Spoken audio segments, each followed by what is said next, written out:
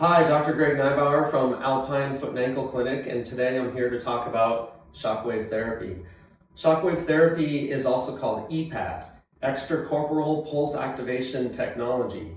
Shockwave Therapy generates high-pulsed sound waves which help to repair injured tissue. This works by stimulating blood flow, reducing pain and inflammation, and allowing for cellular repair and tissue regeneration.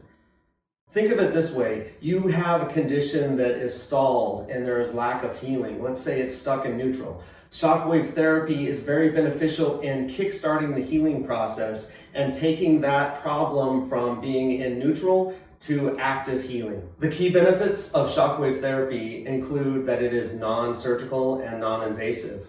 It also requires no anesthesia and there is no risk of scarring or infection.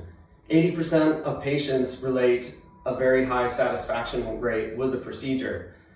Shockwave therapy is FDA approved for a variety of musculoskeletal abnormalities of the foot and ankle.